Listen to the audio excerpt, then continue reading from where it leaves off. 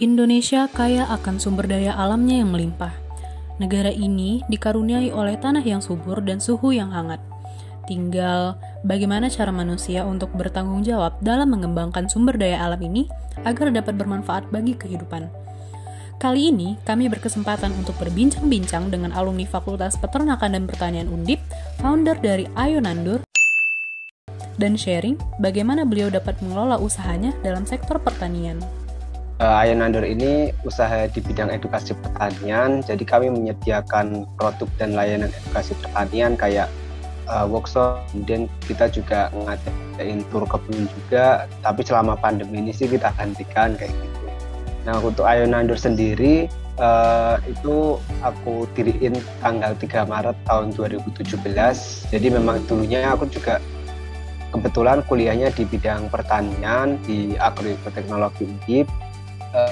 Kemudian ya aku memang punya ketertarikan di bidang pertanian itu. Jadi dulu ya aku beberapa kali sering diajakin ngisi workshop kayak gitu, terus juga pengabdian masyarakat ke teman-teman baik di kampus maupun luar kampus juga buat ya berbagi ilmu kayak gitu tentang pertanian, tentang berkebun kayak gitu. Nah dari situ sih aku melihat sebenarnya orang-orang mereka itu punya ketertarikan sama dunia pertanian, tapi mereka biasanya bingung. Kayak dari situ sih aku melihat peluang gimana sih biar mereka bisa terfasilitasi kayak gitu buat nanam-nanam. Nah dari situ muncullah ide buat mendirikan Ayo Nandur ini.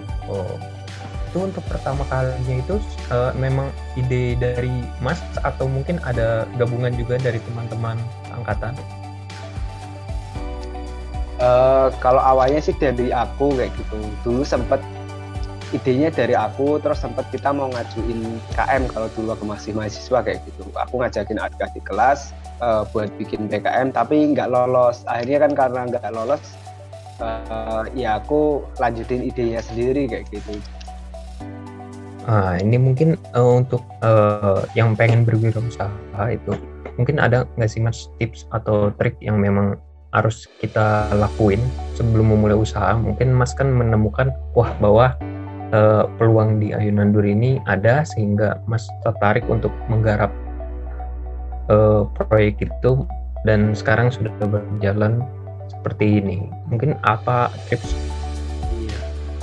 Kebetulan karena aku memang dulu kuliahnya di jurusan pertanian kayak gitu, jadi aku nggak ada basic bisnisnya kayak gitu. Jadi aku sambil jalanin usaha, aku juga sambil belajar. Ternyata kalau misalnya kayak kita bisnis itu ada manajemen produksinya, kemudian manajemen perannya, kemudian legal dan segala macamnya kayak gitu.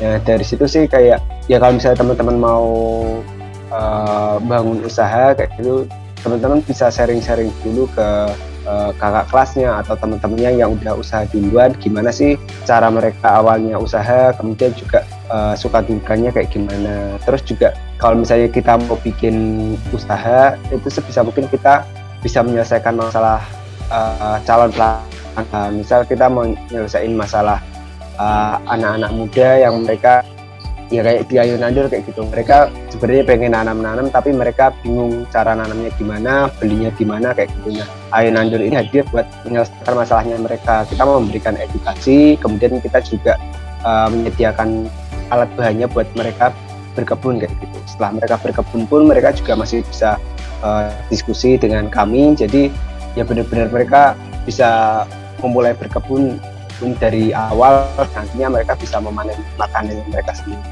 Habis setelah COVID itu kan sekolah semuanya online kayak gitu kan, akhirnya ya untuk kerjasamanya ya otomatis dibatalkan semua kayak gitu. Nah akhirnya sih kita kalau untuk workshop kita coba buat online. Sebelumnya sih kita udah pernah juga sebelum COVID kayak gitu, kita pernah beberapa kali ngadain pelatihan online kayak gitu kan. Ternyata ya memang kalau misalnya kita pelatihan online itu dari luar pulau pun bisa ikutan. Cuma memang ya kalau kita sih ngerasainnya feel-nya kurang kayak gitu, karena dulu belum pandemi. Tapi setelah pandemi ini ya kita akhirnya ya ternyata ya apa yang udah kita lakuin ini sekarang malah jadi tren juga dan harus jadi keharusan juga kayak gitu. Terus kita juga sempat kan kita ada kerjasama dengan Dinas Pertanian Kota Semarang kayak gitu untuk melakukan kegiatan tur kebun. Itu juga sempat terhenti juga. Terus kita sempat ngadain yang offline juga, tapi sih kalau kami sih rasanya dulu sih kita pas bulan Septemberan tahun lalu kayak gitu. Itu sih kasusnya udah agak mulai menurun kayak gitu, tapi akhirnya ya kita memilih untuk dihentikan dulu untuk kegiatan-kegiatan. Jadi memang ya pandemi ini membuat kita cukup beradaptasi juga, cukup muter otak juga kayak gitu. Apalagi untuk pemasaran kita juga akhirnya ya semuanya full online juga, pengiriman kita kebanyakan ya pengiriman full online kayak gitu lewat marketplace yang oranye dan hijau. Jadi ya harapannya sih nantinya kami bisa punya kebun yang lebih juga untuk produksi, kemudian juga untuk edukasi pertanian juga.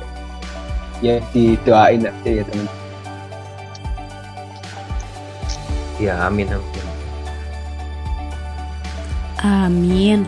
Doain ya teman-teman, semoga usaha ayunan yang dikelola oleh Mas Arif dan tim bisa lebih luas lagi. Kami mengucapkan terima kasih banyak kepada Mas Arif yang sudah berkenan untuk sharing banyak ilmu dan pengalamannya. Semoga kita bisa sharing lagi di lain waktu ya Mas Arif. Terima kasih teman-teman yang sudah menonton video ini.